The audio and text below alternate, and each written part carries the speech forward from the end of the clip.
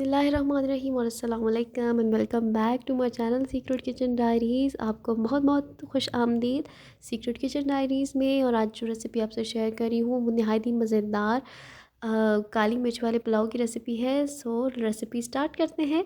सो यहाँ पर मैंने एक पतीला ले लिया है और इसमें मैं शामिल करने जा रही हूँ 1 कप के जितना कुकिंग ऑयल, जो कि नॉर्मली हम घर में यूज़ करते हैं। और इसके गर्म होते ही यहाँ पर मैंने ले ली हैं 2 मीडियम साइज़ की प्याज, जिन्हें मैंने स्लाइस जो है वो चॉप कर लिया है, कट कर लिया है। और यहाँ पर मैं इन्हें शामिल कर रही हूँ, उनके गोल्डन ब्राउन होने तक इन्हें कुक करूँगी। ये बहुत ही मज़ेदार सा पुलाव रेडी होता है। ना मैं इसमें रेड मिर्चों का जो है वो उसमें डाल रही हूँ।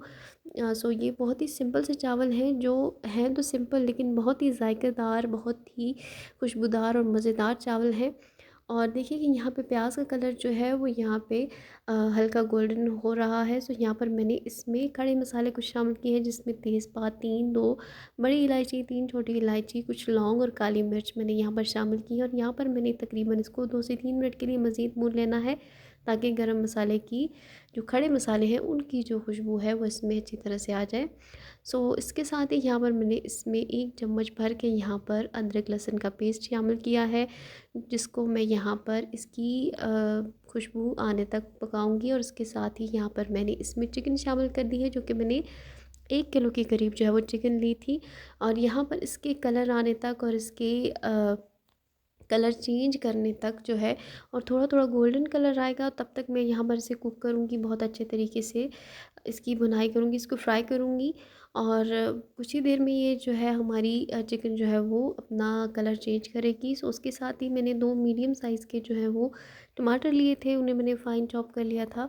सो मैंने वो शामिल किया और उसके साथ ही मैंने नमक शामिल किया है, ताकि टमाटर हमारे जो है वो अच्छी तरीके से जल्दी से घुल मिल जाएँ, अच्छी तरीके से सॉफ़्ट हो जाए।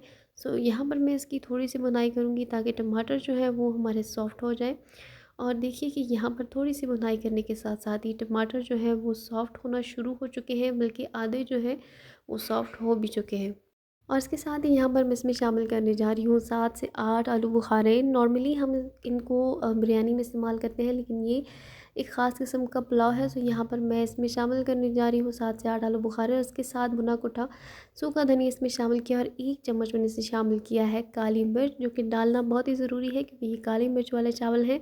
सो ये मैं इसमें शामिल करूँगी और इसकी थोड़ी सी भुनाई करूँगी, क्योंकि इसको ज़्यादा यहाँ पर भुनाई की ज़रूरत नहीं है। सो यहाँ पर मैं इसको कुछ देर के लिए पका लूँगी और बहुत अच्छी तरह से चम्मच चला लूँगी। और देखिए कि चिकन जो है वो हमारी अच्छे तरीके से भुन चुकी है। सो यहाँ पर मैं इसमें पानी डाल रही हूँ तकरीबन 3 गिलास, क्योंकि मैंने चावल जो है वो भी 3 गिलास लिए थे। और चावल जो है वो बहुत ही कुछ देर पहले, तकरीबन 35 मिनट पहले मैंने भिगो कर रख दिए थे नीम गर्म पानी में।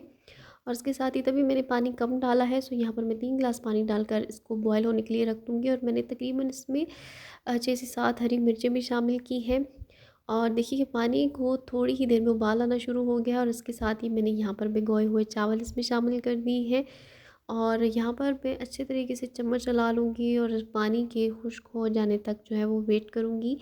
और आप चाहें तो ढककर भी पका सकते हैं, नहीं तो आप खुले में भी बहुत अच्छे तरीके से हाई फ्लेम पर आप इसे कुक कर सकते हैं। और इस स्टेज पर जो है पानी सूख जाए के साथ साथ यहाँ पर मैं इसका नमक चेक कर लूँगी। आप भी अपना नमक जो है वो टेस्ट के अकॉर्डिंग जो है वो चेक कर सकते हैं। और यहाँ पर बहुत अच्छे तरीके से नमक चेक करने के साथ साथ ही देखिए कि पानी जो है वो ऑलमोस्ट ख़त्म हो चुका है। सो यहाँ पर जो है इसके साथ ही पानी के खुश्क होने के साथ साथ ही मैं इसको दम पर रख दूँगी। और दम पर रखना है तकरीबन 15 मिनट के लिए मैं इसको दम पर रखूँगी। बहुत ही अच्छे चावल थे और डबल स्टीम चावल मैंने लिए थे, और इनको जो है बहुत अच्छे तरीके से मैंने वॉश करके जो है वो भिगोया था काफ़ी देर के लिए। सो अब ये बहुत ही खिले खिले से चावल जो है वो रेडी होंगे। और आप जो है एज़ अ टिप कह रही हूँ कि आप इसमें 1 चम्मच सिरका भी डाल सकते हैं, जिससे चावल बहुत ही ज़्यादा खिले खिले भी बनते हैं। और देखिए कि 15 मिनट के दम के बाद यहाँ पर जो है चावल बहुत अच्छे तरीके से सॉफ्टली जो है वो रेडी हो चुके हैं।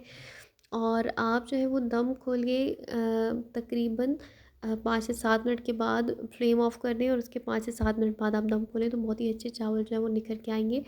और देखिए कि बहुत ही कमाल की रेसिपी थोड़ी ही देर में रेडी हो चुकी है। आप इसे ज़रूर ट्राई कीजिएगा, बहुत ही कम वक्त में, बहुत ही कम खर्च में, और घर में थोड़े से मसालों से ये चावल जो है वो रेडी हो जाते हैं। आपको रेसिपी वीडियो अच्छी लगी तो इसे ज़रूर लाइक कीजिएगा, और सीक्रेट किचन डायरीज़ को सब्सक्राइब भी कर दीजिएगा, और बेल आइकन घंटी का निशान दबाइए ताकि आपको आने वाली हर वीडियो का नोटिफिकेशन मिल सके। ज़रूर ट्राई कीजिएगा, और अपनी फैमिली में और अपने दोस्तों के साथ इस रेसिपी को ज़रूर शेयर कीजिएगा, और दुआओं में याद रखिएगा। अल्लाह हाफ़िज़।